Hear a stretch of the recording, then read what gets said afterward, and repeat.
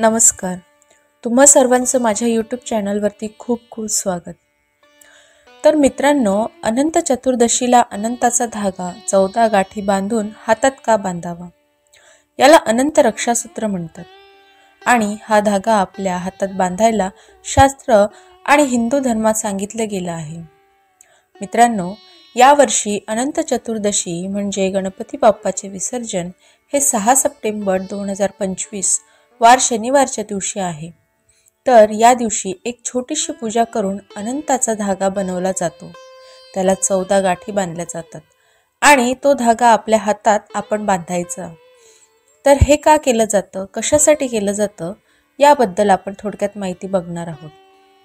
तर मित्रांनो, सनातन परंपरेमध्ये भगवान विष्णूची कृपा मिळवून देणाऱ्या अनंत चतुर्दशीला अत्यंत महत्त्वाची मानली जाते.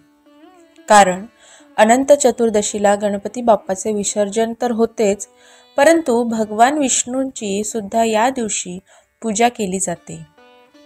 या पवित्र तिथीला भगवान विष्णूच्या अनंत स्वरूपाची विशेष पूजा केली जाते.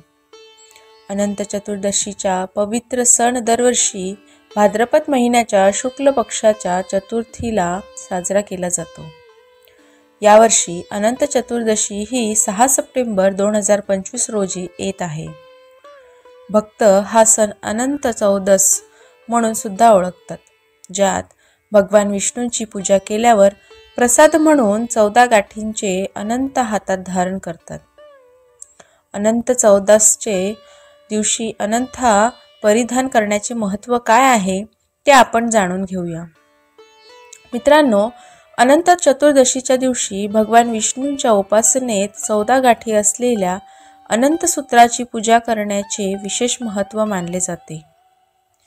ह्या गाठी बांधलेला धागा भगवान विष्णूने बनवलेल्या 14 लोकांचे प्रतीक आहे, जो बाहूमध्ये प्रसादाच्या स्वरूपात बांधल्याने जीवनात कोणत्याही प्रकारची भीती किंवा अडथळा येत नाही.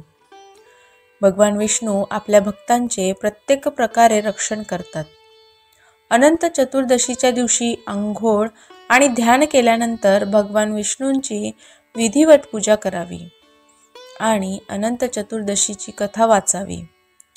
त्यानंतर कुंकू, हळद आणि केशराने कापसाचा धागा आपण रंगवायचा आहे, किंवा वेगळा धागा मिळतो सफेद कलरचा, सफेद रंगाचा किंवा वेगवेगळ्या रंगाचा, तो धागा आपण घेऊ शकतो. त्याला 14 गाठी बांधाव्यात. जसे तुम्हाला चित्रामध्ये दिसत आहे तसा एक धागा आहे, त्याला केशरी रंगाने रंगवलेला आहे आणि त्याला 14 गाठी बांधलेल्या आहेत. त्याच प्रकारे 14 गाठी बांधायच्या आहेत. अनंताला तयार करून भगवान विष्णूंचा मंत्र म्हणावा. अच्युतय नमः, अनंत नमः, गोविंदाय नमः. या मंत्राचे पठण करून भगवान विष्णूला ते समर्पित करा. त्यानंतर प्रसादाच्या रूपात ते अनंत आपल्या उजव्या हातात आपण बांधायचे आहे. हे अनंत सूत्र सर्व प्रकारच्या वाईट शक्तींपासून, शत्रूंपासून, सर्व बाधा, अडचणी, संकटांपासून आपले रक्षण करतात. अनंत चतुर्दशीच्या दिवशी भगवान विष्णूचा प्रसाद मानला जाणारा अनंत सूत्र धारण केल्यानंतर रात्रीच्या वेळी ते काढून ठेवले जाते आणि दुसऱ्या दिवशी ते पवित्र नदीत किंवा तलावात विसर्जन केले जाते. जर त्या दिवशी ही क्रिया शक्य नसेल तर त्या व्यक्तीला पुढील 14 दिवसांसाठी ते अनंत परिधान करावा लागेल.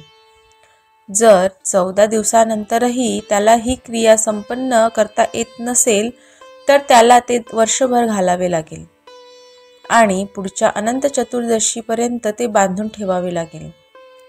म्हणजे अनंत चतुर्दशीच्या दिवशी जर सकाळी आपण हा धागा बांधला तर रात्री तो धागा काढून ठेवायचा आणि दुसऱ्या दिवशी म्हणजे रविवार येतो, या 7 तारखेला, तेव्हा तो पाण्यात विसर्जन करायचा. पण त्या दिवशी हे शक्य नसलं तर मग 14 दिवस तो घालून ठेवावा. 14व्या दिवशी आपण ही क्रिया करायची की रात्री काढून ठेवा आणि 15व्या दिवशी तो विसर्जन करा. पण 14 दिवसानंतरही ही क्रिया आपल्याला करता येत नसेल तर मग वर्षभर तो घालून ठेवायचा आणि पुढच्या वर्षी जी अनंत चतुर्दशी येईल तेव्हा हा धागा काढून विसर्जन करायचं।